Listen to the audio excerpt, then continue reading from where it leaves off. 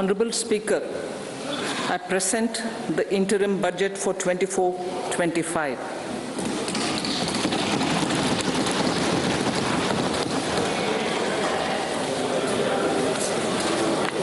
The Indian economy has witnessed profound positive transformation in the last 10 years.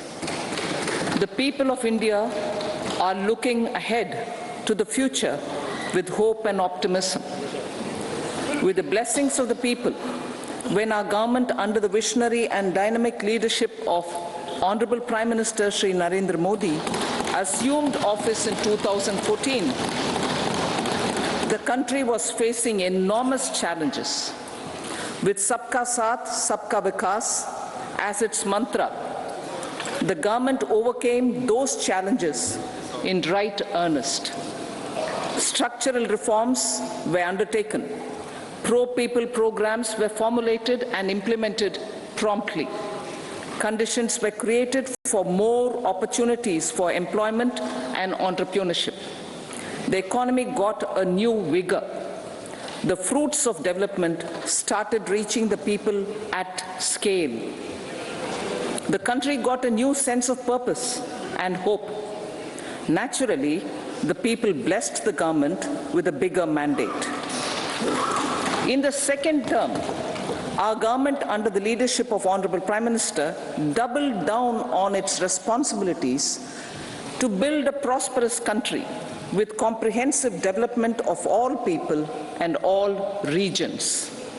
Our government strengthened its mantra to Sabka Saath, Sabka Vikas and Sabka Vishwas.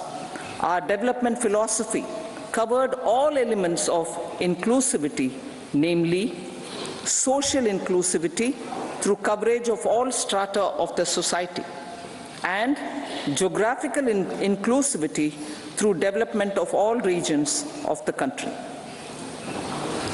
With the whole-of-nation approach of Sabka Prayas, the country overcame the challenges of once-in-a-century pandemic, took long strides towards Atmanirbhar Bharat, committed to Panch Pran, and laid solid foundations for the Amrit Kal.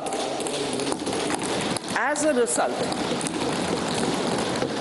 result, our young country has high aspirations, pride in its present, and hope and confidence for a bright future.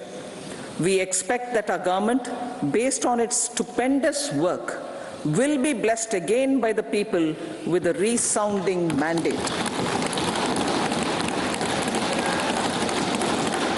Inclusive development and growth. Our humane and inclusive approach to development is a marked and deliberate departure from the earlier approach of provisioning up to village level. Development programs were thus provisioned. In the last 10 years, however, have targeted each and every household and individual through housing for all, Har Ghar Jal, electricity for all, cooking gas for all, bank accounts and financial services for all in record time. The worries about food have been eliminated through free ration for 80 crore people. Minimum support prices for the produce of Annadata are periodically increased appropriately. These and the provision of basic necessities have enhanced real income in the rural areas. Their economic needs could be addressed, thus spurring growth and generating jobs. Social justice. Our government is working with an approach to development that is all-round, all-pervasive, and all-inclusive. Sarvangin, Sarvasparshi, or Sarvasamaveshi. It covers all castes and people at all levels. We are working to make India a Vikasit Bharat by 2047. For achieving that goal, we need to improve people's capability and empower them. Previously, social justice was mostly a political slogan. For our government, social justice is an effective and necessary governance model. The saturation approach of covering all eligible people is the true and comprehensive achievement of social justice. This is secularism in action, reduces corruption, and prevents nepotism, prevents Bhai Bhatijawad. There is transparency and assurance that benefits are delivered to all eligible people. The resources are distributed fairly. All, regardless of their social standing, get access to opportunities. We are addressing systemic inequalities that had plagued our society. We focus on outcomes and not on outlays so that the social economic transformation is achieved. As our Prime Minister firmly believes, we need to focus on गरीब, महिला, युवा और अन्नदाता किसान, इनके लिए हम मुख्य रूप से काम करें। इनकी जो आवश्यकताएं हैं, उनकी आकांक्षाएं हैं और उनका कल्याण। Major cause. They are गरीब, महिलाएं, युवा and अन्नदाता. Their needs, their aspirations, and their welfare are our highest priority. The country progresses when they progress. All four require and receive government support in their quest to better their lives. Their empowerment and well-being will drive the country forward. Garib Kalyan, Desh Ka Kalyan. We believe in empowering the poor. The earlier approach of tackling poverty through entitlements. The government has assisted 25 crore people to get freedom from multi-dimensional poverty. Our government's efforts are now getting synergized with energy and passion of such empowered people. This is truly elevating them from poverty. Direct benefit transfer of 34 lakh crore rupees from the government using PM Jan Dhan accounts has led to savings of 2.7 lakh crores of rupees for the government. This savings has been realized through avoidance of leakages prevalent earlier. The savings have helped in providing more funds for Garib Kalyan. PM Swanidhi has provided credit assistance to 78 lakh street vendors. From that total of 78 lakh street vendors, 2.3 lakh have received credit for the third time.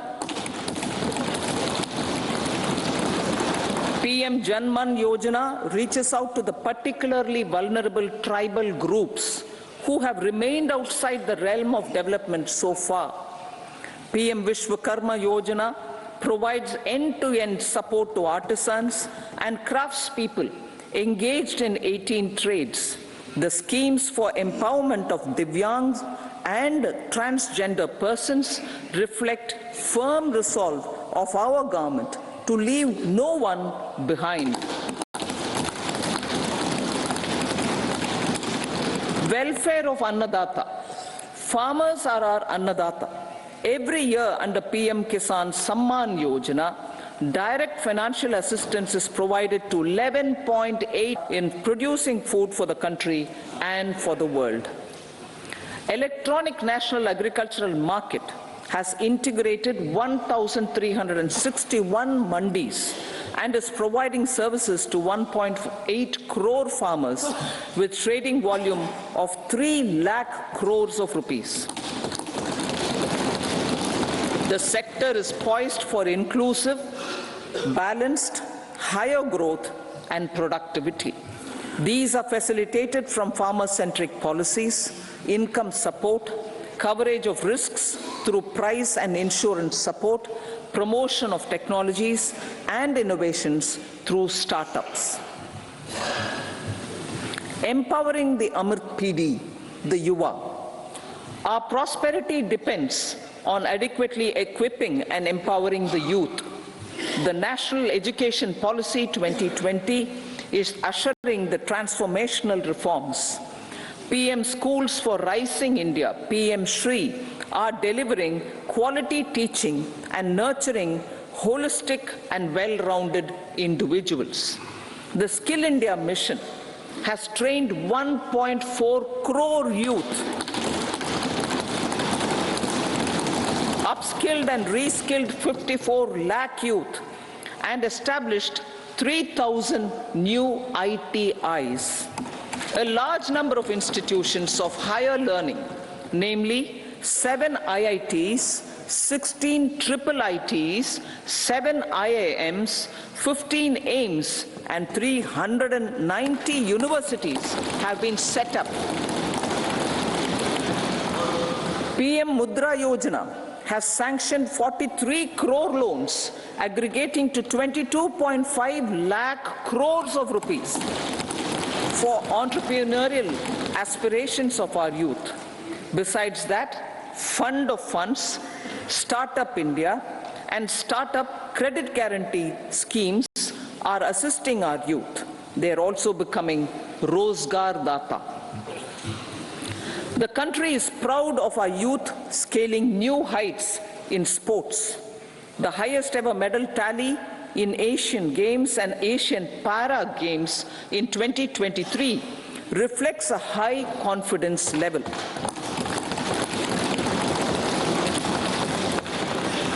Chess prodigy and our #1 ranked player Pragnananda put up a stiff fight against the reigning world champion Magnus Carlsen in 2023. Today, India has over 80 chess grandmasters compared to little over. Female enrollment in higher education has gone up by 28% in 10 years. In STEM courses, girls and women constitute 43% of enrollment, one of the highest in the world. All these measures are getting reflected in the increasing participation of women in workforce. Making triple talaq illegal, reservation of 1/3 seats for women in the Loksabha and state assemblies, and giving over 70% houses under PM Awas Yojana in rural areas to women, and giving over 70% houses under PM Awas Yojana in rural areas to women as sole or joint owners have enhanced their dignity. Exemplary track record of governance, development, and performance. Besides delivering on high growth in terms of gross domestic product, the government is equally focused on a more comprehensive GDP, that is, governance, development, and performance. Our government has provided transparent, accountable, people-centric, and prompt, trust-based administration with citizen-first and minimum government, maximum governance approach. The impact of all-round development is discernible in all sectors. There is macroeconomic stability, including in the external sector. Investments are robust. The economy is doing well. People are living better and earning better, with even greater aspirations for future. Average real income of the people has increased by 50%. Inflation is moderate. People are getting empowered, equipped, and enabled to pursue their aspirations. There is effective and timely delivery of programs and of large projects. Economic management. The multi-pronged economic management over the past 10 years has complemented people-centric, inclusive development. Following are some of the major elements. 1. All forms of infrastructure, physical, digital, or social, are being, as it in the 21st century, is instrumental in formalization of the economy. Number 4, goods and services tax has enabled one nation, one market, one tax. Tax reforms have led to deepening and widening of tax base. Number 5, strengthening of the financial sector has helped in making savings, credit, and investments more efficient. Number 6, GIFT, IFSC, and the Unified Regulatory Authority, IFSCA, are creating a robust gateway for global capital and financial services for the economy. Number 7, proactive inflation management has helped keep inflation within the policy band. Now, the global context, Honorable Speaker, sir. Geopolitically, global affairs are becoming more complex and challenging with wars and conflicts. Globalization is being redefined with reshoring and friendshoring, disruption and fragmentation of supply chains, and competition for critical minerals and technologies. A new world order is emerging after the COVID pandemic.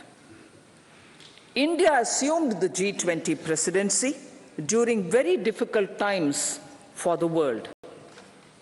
The global economy was going through high inflation, high interest rates, low growth, very high public debt, low trade growth, and climate changes. The pandemic has led to a crisis of food, fertilizer, fuel, and finances for the world, while India successfully navigated its way. The country showed the way forward and built consensus on solutions for those global problems. The recently announced India-Middle East-Europe economic corridor is a strategic and economic game changer for India and others. In the words of Honorable Prime Minister, the corridor, and I quote, will become the basis of world trade for hundreds of years to come, and history will remember that this corridor was initiated on Indian soil, unquote.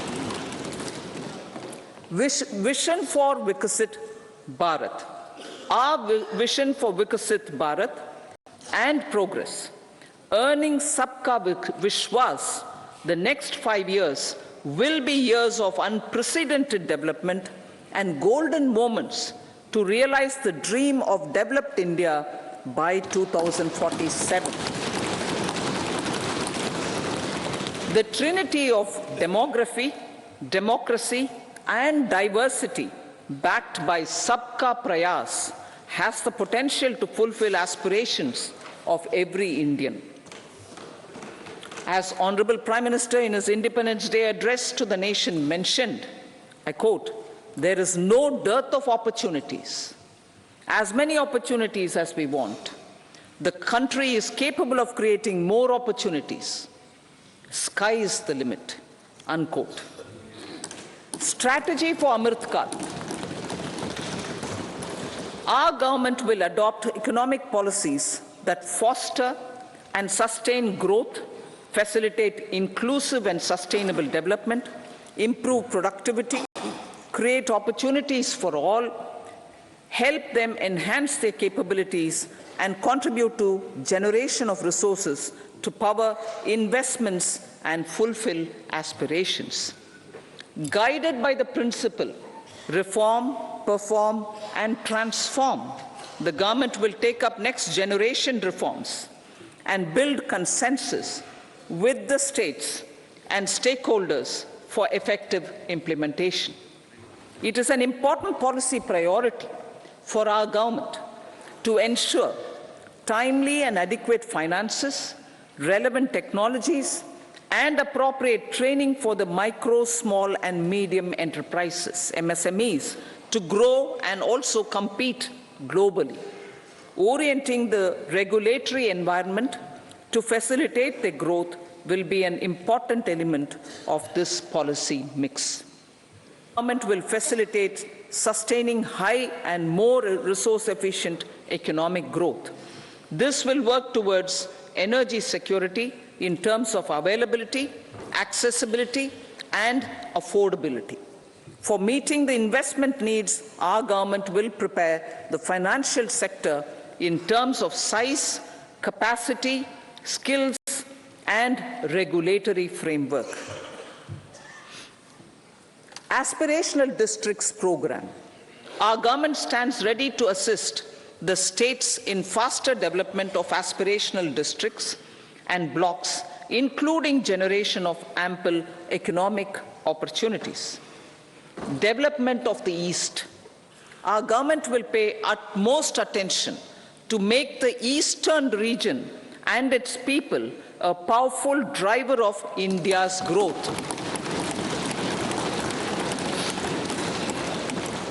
PM Awas Yojana Gramin. Despite the challenges due to COVID, implementation of PM Awas Yojana Gramin continued, and we are close to achieving the target of 3 crore houses. 2 crore more houses will be taken up in the next 5 years to meet the requirement arising from increase in the number of families. Rooftop solarization and Muft Bijli. Through rooftop solarization, 1 crore households will be enabled to obtain up to 300 units free electricity every month. This scheme follows the resolve of Honorable Prime Minister on the historic day of consecration of Sri Ram Mandir in Ayodhya. Following benefits are expected. Savings up to 15 to 18,000 rupees annually for households from free solar electricity and selling the surplus to the distribution companies. Charging of electric vehicles. Entrepreneurship opportunities for a large number of vendors for supply and installation. Employment opportunities for the youth with technical skills in manufacturing, installation, and maintenance. Housing for middle class. Our government will launch a scheme to help deserving sections of the middle class, and I quote from Honorable Prime Minister's words, living in rented houses or slums or chawls and unauthorized colonies, unquote, to buy or build their own houses.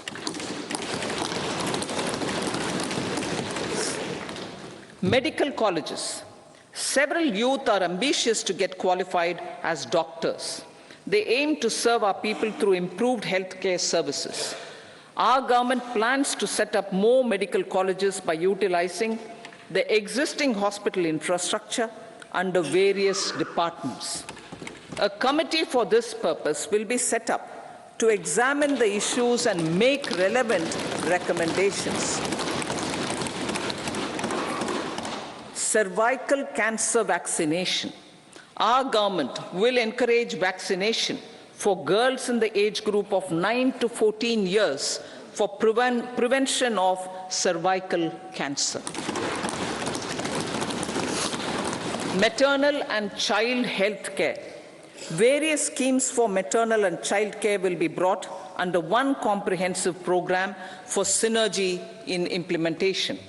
Upgradation of Anganwadi centers under Saksham Anganwadi and Poshan 2.0 will be expedited for improved nutrition delivery, early childhood care, and development. The newly designed UWIN platform for managing immunization and intensified efforts of Mission Indradhanush will be rolled out expeditiously throughout the country. Ayushman Bharat.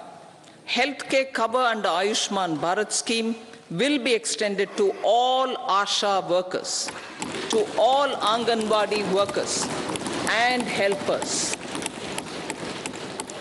Agriculture and food processing. The efforts of value addition in agriculture sector and boosting farmers' incomes will be stepped up. Pradhan Mantri Kisan Sampada Yojana has benefited 38 lakh farmers and generated 10 lakh employment. Pradhan Mantri Formalization of Micro Food Processing Enterprises Yojana has assisted 2.4 lakh SHGs and 60,000 individuals with credit linkages. Other schemes are complementing the efforts for reducing post-harvest losses and improving productivity and incomes.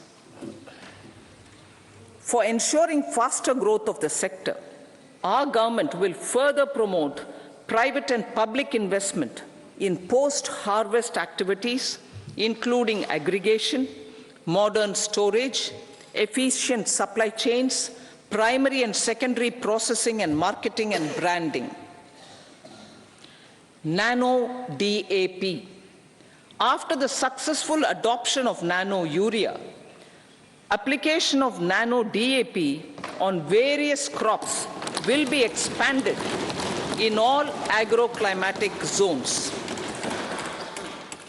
Atmanirbhar Oil Seeds Abhiyan.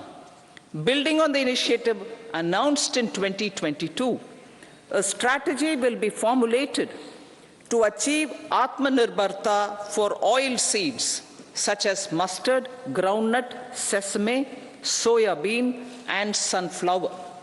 This will cover research for high-yielding varieties, widespread adoption of modern farming techniques, market linkages, procurement, value addition, and crop insurance. Dairy development.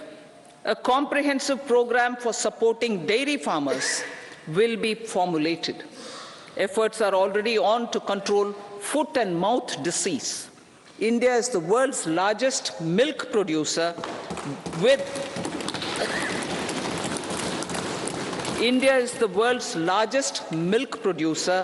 but with low productivity of milch animals. The program will be built on the success of existing schemes such as Rashtriya Gokul Mission, National Livestock Mission, and infrastructure development funds for dairy processing and animal husbandry. Matsya Sampada. It was a government which set up a separate department for fisheries, realizing the importance of assisting fishermen. This has resulted in doubling of both inland and aquaculture production. Seafood exports since 2013-14 has also doubled. Implementation of Pradhan Mantri Matsya Sampada Yojana will be stepped up to 1. Enhance aquaculture productivity from existing 3 to 5 tons per hectare. 2. Double exports to 1 lakh crore rupees, and 3. Generate 55 lakh employment opportunities in the near future. 5 integrated aqua parks will also be set up. Lakpati Didi.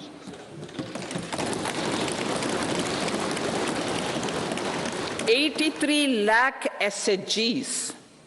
83 lakh SHGs with 9 crore women are transforming rural socio-economic landscape with empowerment and self-reliance. Honorable Speaker said, their success has assisted nearly 1 crore women to become Lakpati Didi already. They are an inspiration to others. Their achievements will be recognized through honoring them. Buoyed by the success, it has been decided to enhance the target for Lakpati Didi from 2 crores to 3 crores.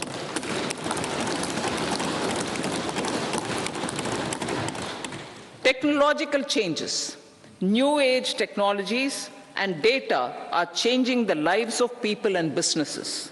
They are also enabling new economic opportunities and facilitating provision of high-quality services at affordable prices for all, including those at the bottom of the pyramid. Opportunities for India at the global level are expanding. India is showing solutions through innovation and entrepreneurship of its people. Research and innovation for catalyzing growth, employment, and development.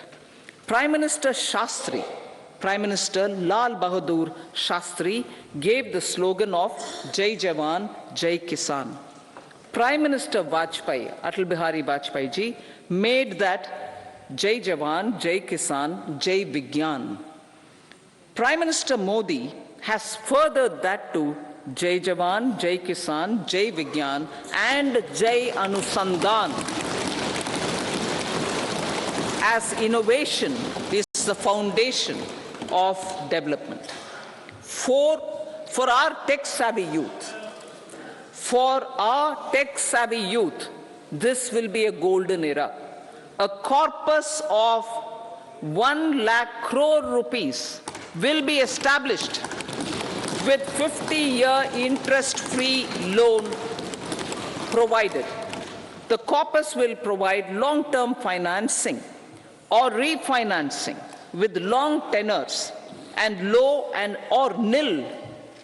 I repeat that sentence. The corpus will provide long-term financing or refinancing with long tenors and low or nil interest rates. This will encourage the private sector to scale up research and innovation significantly in sunrise domains. We need to have programs that combine the powers of our youth and technology. A new scheme will be launched for strengthening deep tech technologies for defense purposes and expediting Atmanirbharta.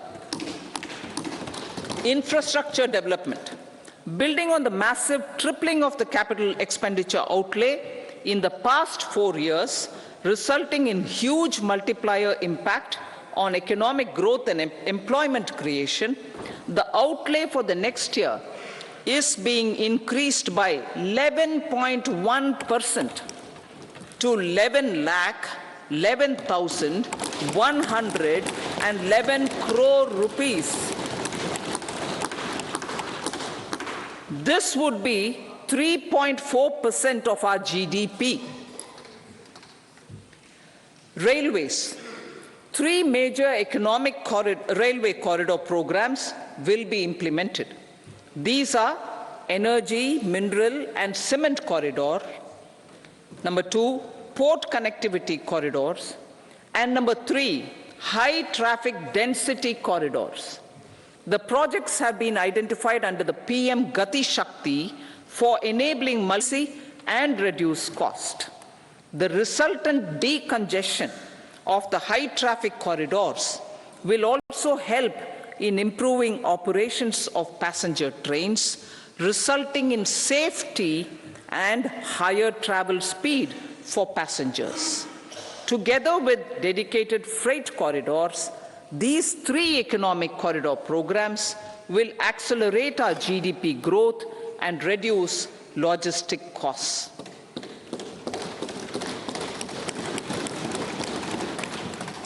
$40,000 normal rail bogies will be converted to Vande Bharat standards to enhance safety, convenience, and comfort of passengers. Aviation sector. The aviation sector has been galvanized in the past 10 years. Number of airports have doubled to 149. Rollout of air connectivity to Tier 2 and Tier 3 cities under UDAN scheme has been widespread. 517 new routes are carrying 1.3 crore passengers. Indian carriers have proactively placed orders for over 1,000 new aircrafts. Expansion of existing airports and development of new airports will continue expeditiously. Metro and Namo Bharat. We have a fast expanding middle class and rapid urbanization is taking place. Metro rail and Namo Bharat can be the catalyst for the required urban transformation. Expansion of these systems will be supported in large cities, focusing on transit-oriented development. Green energy. Towards meeting our commitment for net zero by 2070, the following measures will be taken. Viability gap funding will be provided for harnessing offshore wind energy, potential for initial capacity of 1 gigawatt. Coal gasification and liquefaction capacity of 100 metric tons will be set up by 2030. This will also help in reducing imports of natural gas, methanol, and ammonia. Phased mandatory blending of compressed biogas in compressed natural gas for transport and piped natural gas for domestic purposes will be mandated. Financial assistance will be provided for procurement of biomass aggregation machinery to support collection. Electric vehicle ecosystem. Our government will expand this and strengthen the e-vehicle ecosystem by supporting manufacturing and charging infrastructure. Greater adoption of e-buses for public transport networks will be encouraged through payment security mechanism. Biomanufacturing and biofoundry. For promoting green growth, a new scheme of biomanufacturing and biofoundry will be launched.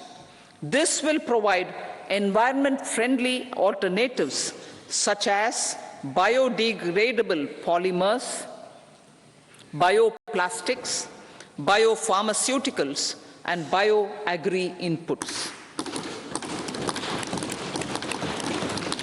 This scheme will also help in transforming today's consumptive manufacturing paradigm to the one based on regenerative principles. Blue Economy 2.0. For promoting climate-resilient activities for Blue Economy 2.0, a scheme for restoration and adaptation measures and coastal aquaculture and mariculture with integrated and multi-sectoral approach will be launched. Comprehensive development of tourist centers. The success of organizing G20 meetings in 60 places presented diversity of India to global audience. Our economic strength has made the country an attractive destination for business and conference tourism. Our middle class also now aspires to travel and explore. Tourism, including spiritual tourism, has tremendous opportunities for local entrepreneurship. States will be encouraged to take up comprehensive development of iconic tourist centers, branding and marketing them at global scale. A framework for rating of the centers based on quality of facilities and services will be established. Long-term interest-free loans will be provided to states for financing such development on matching basis. To address the emerging fervor for domestic tourism, Honorable Speaker, sir, projects for port connectivity, tourism infrastructure, and amenities will be taken up on our islands including Lakshadweep. This will help in generating employment also. Promoting investments. The FDI inflow during 2014 to 23 was $596 billion US, marking a golden era. That is twice the inflow during 2005 to 14. For encouraging sustained foreign investment, we are negotiating bilateral investment treaties with our foreign partners in the spirit of First Develop India. FDI is First Develop India. Reforms in the states for Vikasit Bharat. Many growth and development enabling reforms are needed in the states for realizing the vision of Vikasit Bharat. A provision of 75,000 crore rupees as 50-year interest-free loan is proposed this year to support those milestone-linked reforms by the state governments. Societal changes. The government will form a high-powered committee for an extensive consideration of the challenges arising from fast population growth and demographic changes. The committee will be mandated to make recommendations for addressing these challenges comprehensively in relation to the goal of Vikasit Bharat.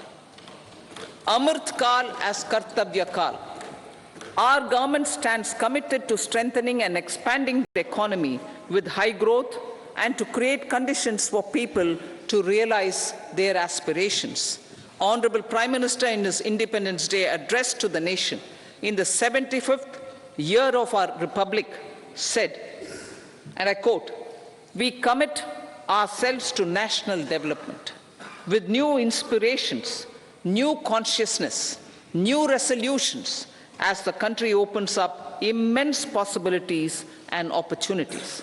It is our Kartavya Kal." Unquote. Every challenge of the pre-2014 era was overcome through our economic management and our governance. These have placed the country on a resolute path of sustained high growth. This has been possible through right policies, true intentions, and appropriate decisions. In the full budget in July, Honorable Speaker, our government will present a detailed roadmap for our pursuit of Vikasit Bharat.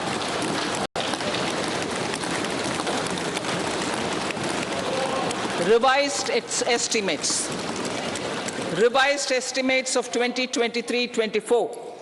The revised estimate of the total receipts other than borrowings is 27.56 lakh crores of rupees, of which the tax receipts are 23.24 lakh crore rupees. The revised estimate of total expenditure is 44.90 lakh crore rupees.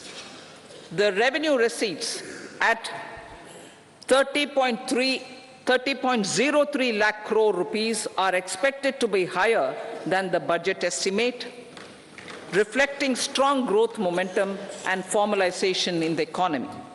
The revised estimate of the fiscal deficit is 5.8% of GDP, improving on the budget estimate, notwithstanding moderation in the nominal growth estimates. Budget estimates for 2024-25.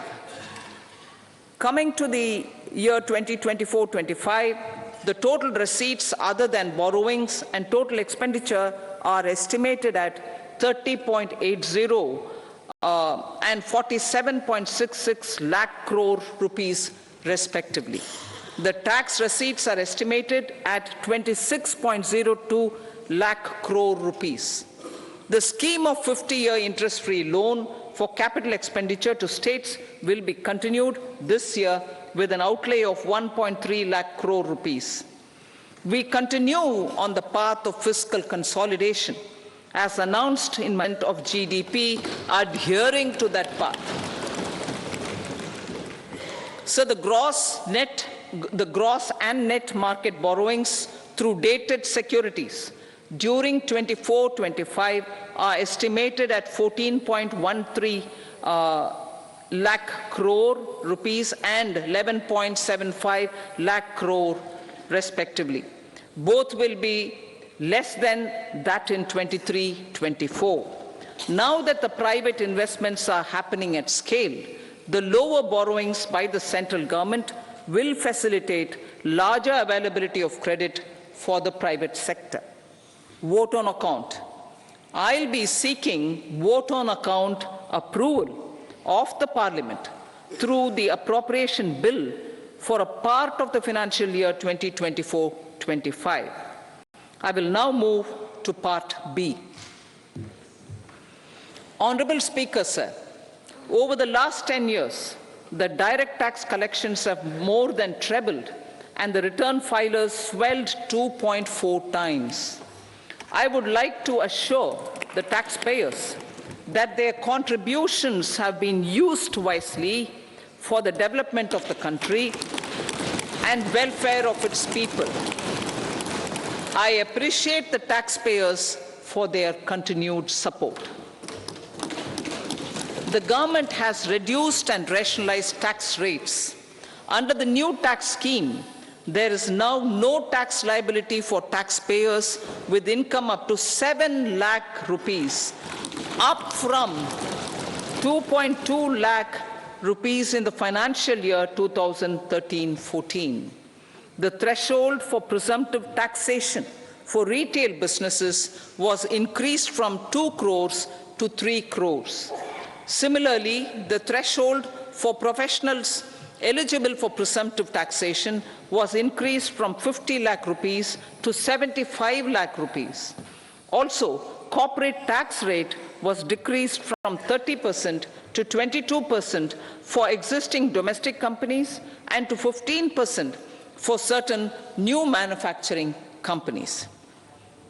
Honourable Speaker, sir, in the last 5 years, our focus has been to improve taxpayer services.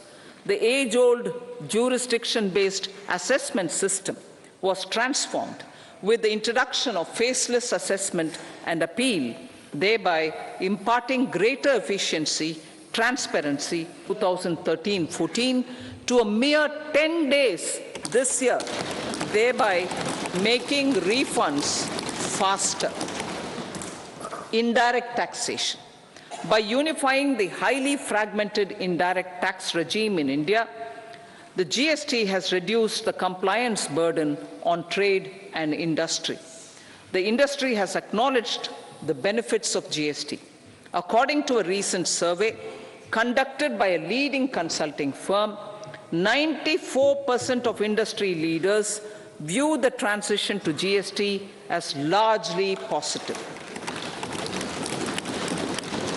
According to 80% of the respondents, it has led to supply chain optimization, as elimination of tax arbitrage and octroi has resulted in disbanding of checkposts at the state and city boundaries. At the same time, tax base of GST more than doubled, and the average monthly gross GST collection has almost doubled to 1.66 lakh crores this year. States too have benefited. States' SGST revenue, including compensation released to states in the post-GST period of 2017-18 to 2022-23, has achieved a buoyancy of 1.22. In contrast, the tax buoyancy of state revenues from subsumed taxes in the pre-GST 4-year period of 2012-13 to 2015-16 was a mere 0.72. The biggest beneficiaries are consumers, as reduction in logistic cost and taxes have brought down prices of most goods and services. We have taken a number of steps in customs to facilitate international trade.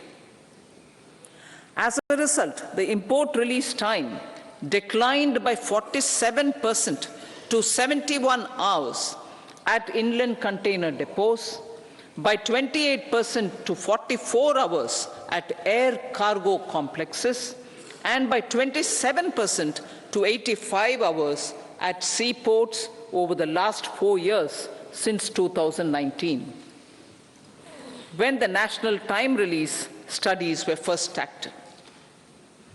Tax proposals. As for tax proposals, in keeping with the convention, I do not propose to make any changes relating to taxation and propose to retain the same tax rates for direct and indirect taxes, including import duties. However, certain tax benefits to startups and investments made by sovereign wealth or pension funds 31/3/2024. To provide continuity in taxation, I propose to extend the date to 31/3/2025. Moreover, in line with our government's vision to improve ease of living and ease of doing business, I wish to make an announcement to improve taxpayers' services. There are a large number of petty, non-verified, non-reconciled, or disputed direct tax demands, many of them dating as far back as 1962, which continue to remain on the books, causing anxiety to honest taxpayers and hindering refunds of subsequent years. Honorable Speaker, sir, I propose to withdraw such outstanding direct tax demands up to 25,000 rupees pertaining to the period up to financial year 2009-10 and up to 10,000 rupees for financial years 2010-11 to 2014-15. This is expected to benefit about a crore taxpayers. 1 crore taxpayers would benefit out of this. Economy then and now. In 2014, when our government assumed the reins, the responsibility to mend the economy step by step and to put the governance systems in order was enormous. The need of the hour was to give hope to the people, to attract investments, and to build support for the much-needed reforms. The government did that successfully, following a strong belief of nation first. The crisis of those years has been overcome, and the economy has been put firmly on a high, sustainable growth path with all-round development. It is now appropriate to look at where we were then. I repeat, it is now appropriate to look at where we were then till 2014 and where we are now, only for the purpose of drawing lessons from the mismanagement of those years. The government will lay a white paper on table of the House.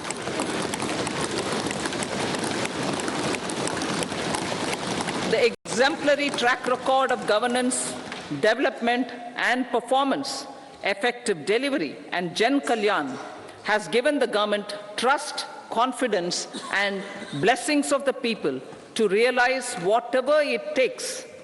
The goal of Vikasit Bharat with good intentions, true dedication and hard work in the coming years and decades. With this, Honorable Speaker, I commend the interim budget to this august House. Jai Hind.